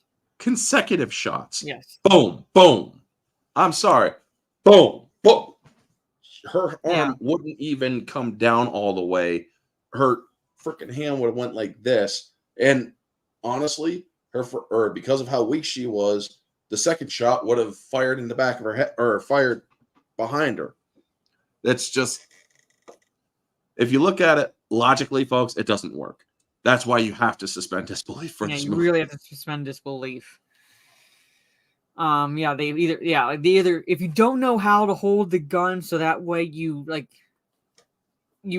take in the recoil, your arms are going to go flying. If like at the very least. I mean, I've seen people fire shotguns and it freaking just flies out of their dang hand. I've seen a person try to shoot a sawed-off shotgun and they go, "Oh yeah, okay," and the thing just comes flipping by. Right, because they see it done in movies, and I'm like, that's not real. It's like, guys, here's the thing. Blanks. Yeah.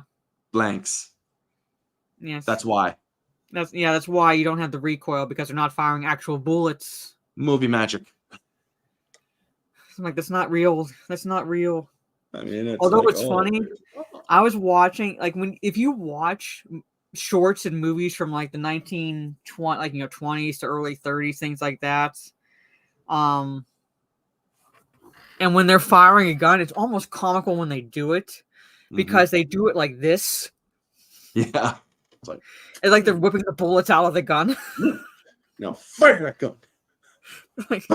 And there was a Fatty Arbuckle short that my dad and I were watching one day because we watch like Turner Classic Movies. We have it on frequently, and it's one of those like shorts. And I swear to God, this guy had like a 108 shot revolver because he never reloaded once. I mean, that's another reloaded once. You never saw him reload, and we were counting the shots, and we got to like 108, and we stopped counting because he was like going after Fatty Arbuckle's character, and he was just like boom, boom. That is such a trope. That is such a trope in Hollywood. The infinite ammo trope is what they call it. It's the infinite ammo thing. You know, usually you got those guys jumping over the sofa, and then you got to shoot at them for 10 fucking minutes too, with one gun, all the clips in the gun. Never showing a reload. It's like fucking hell. Yeah. But that thing where you showed the people whipping, that actually became a thing for some ghetto people because they like to shoot the guns like this, like shoot it forward as they're pulling the trigger. It's like, dude, it ain't gonna make the bullet go any faster. Yeah, it doesn't even look like real shooting, Trey. But I'm saying, like, look up like those like old shorts, like those like silent films, things like that, and that's how they would shoot. Boom, boom. Like they were trying to get the bullets to come out faster from the gun. That's not how it works. But anyway, like basically, like I like there's no way Michael or Loomis would have survived this. No. Which is like why him coming back, the fourth one, I'm like, okay, I'll stomach the fourth one, him coming back, because they had to do that given the reception to the third one. But that's the absolutely last time, folks. Nope. Yeah. Anyway. And then somehow he, the fifth one, and it's like, oh my God, I'm just not buying into things anymore. Yeah. Then it goes to Curse of Michael Myers, and it's like, oh, go fuck. Okay, you just went off the rails here. Yeah.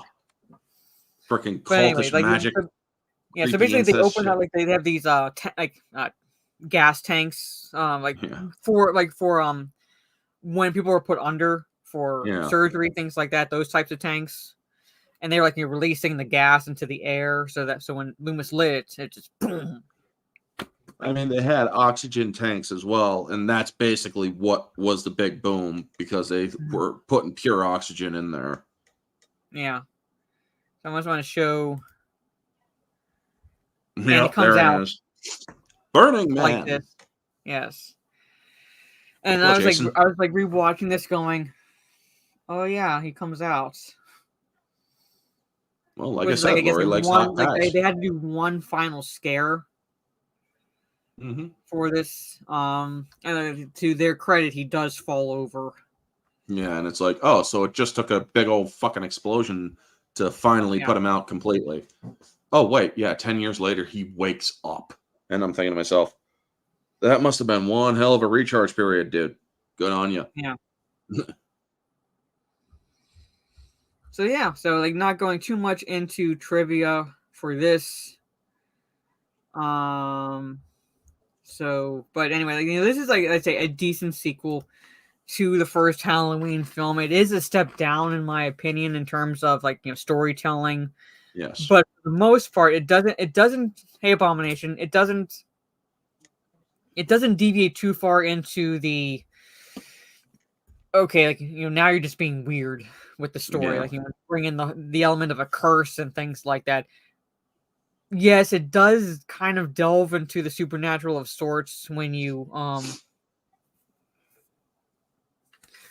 Samhain, and you talk about the druid, like the ancient Celtic rites and like practices and things like that. But at the same time, I'm like, unless for some reason Dr. Loomis put would say those facts to Michael when he was like trying to get through to him, at the same time, it's like, what? It doesn't make any sense to me. Yeah. And this, I mean, it's like the ending here also is very much, they actually copied the ending to the ending of Halloween Ends, where they played the same song, Mr. Sandman. Yeah.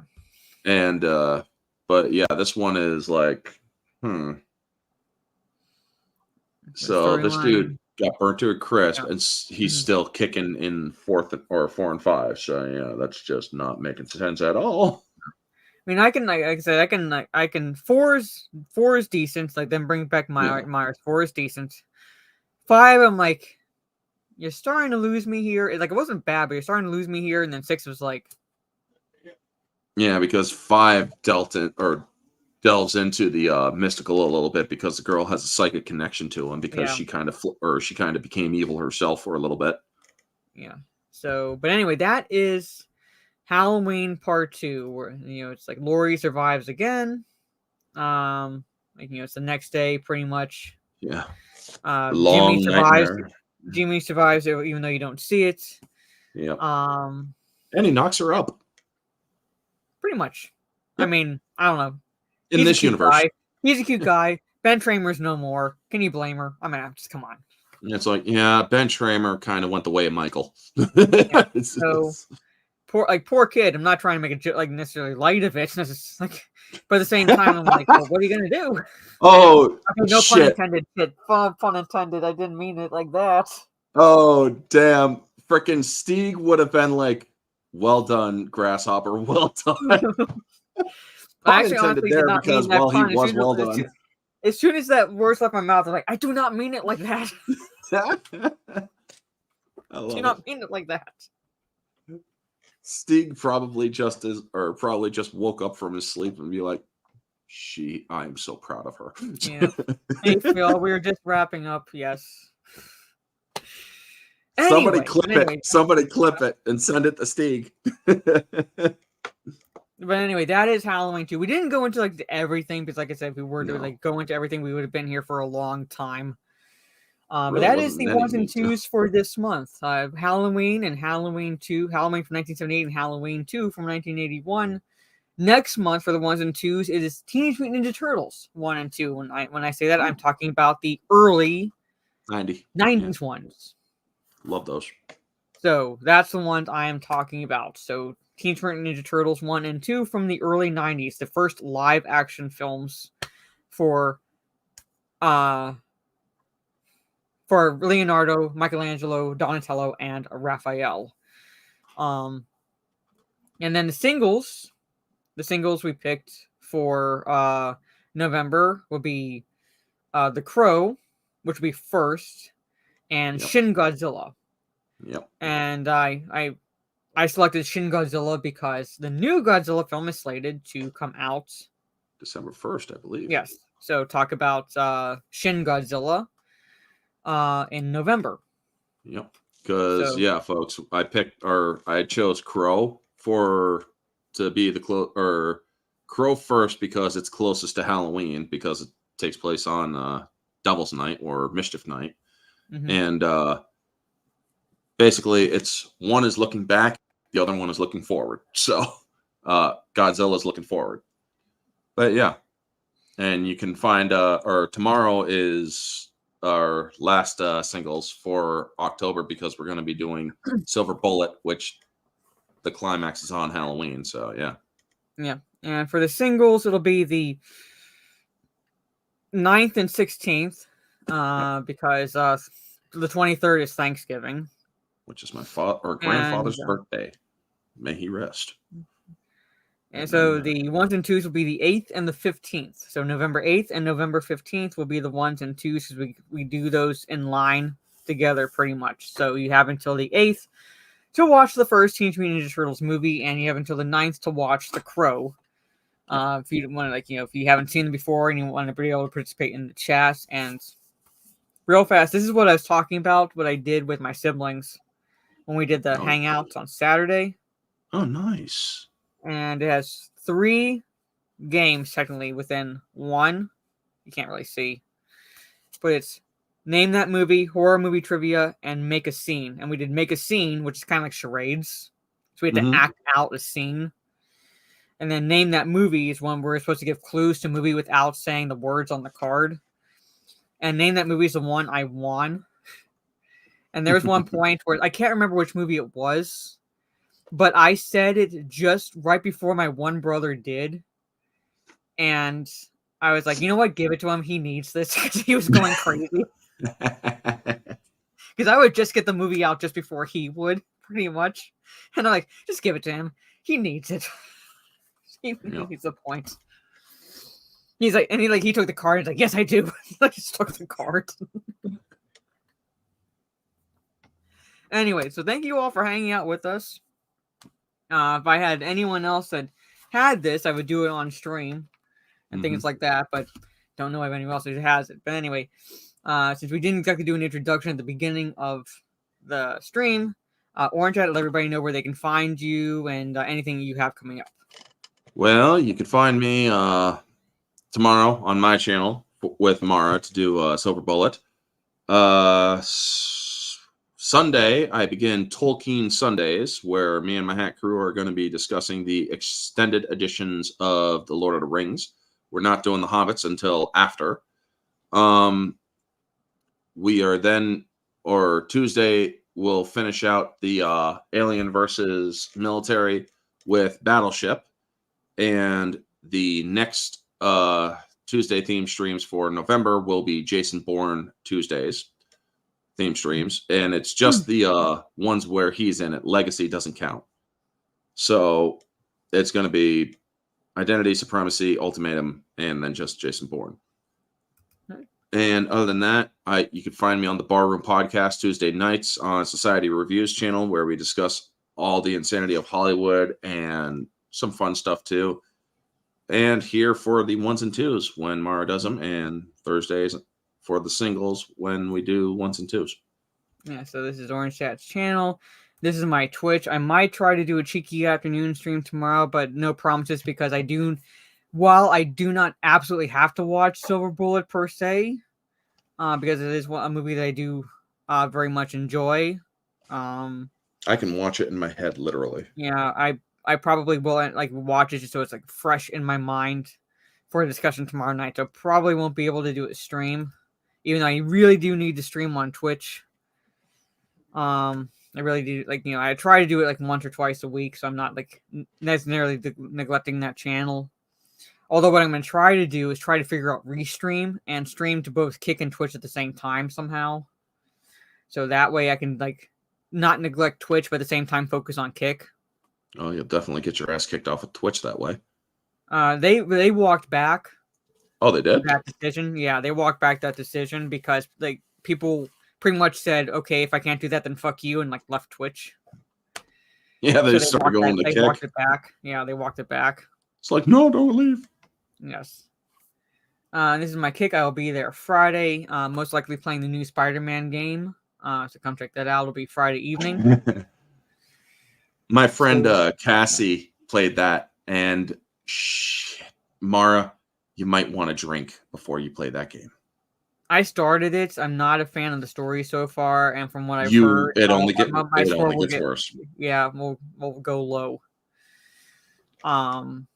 Pretty much from what I've heard, so it'll go pretty fucking low. But anyway, so yes, and then the new Spider-Man game, Soul Assassin. That's what I'll most likely be playing at a Friday. And if I do stream tomorrow, I'll try to play the Hellboy game. So, because I do want to try to play that.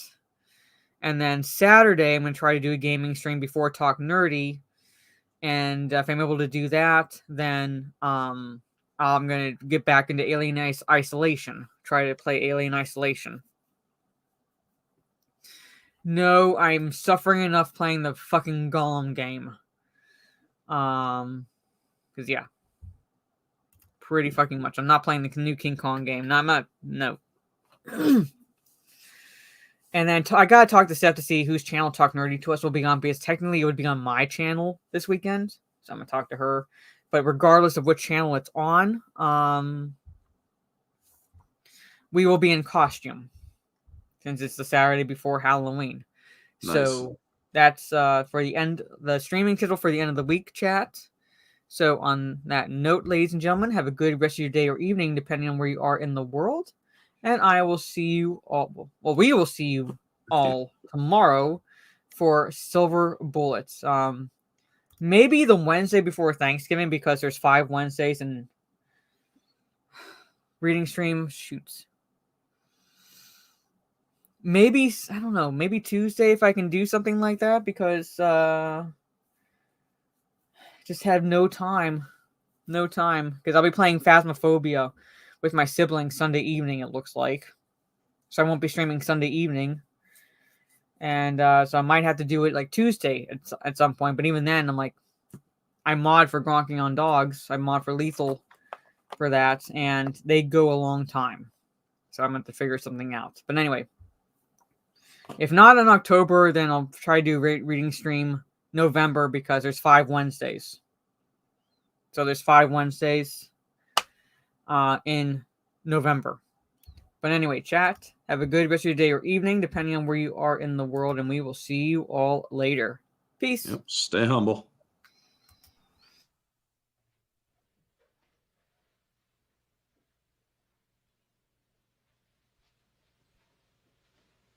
You're still here? It's over. Go home.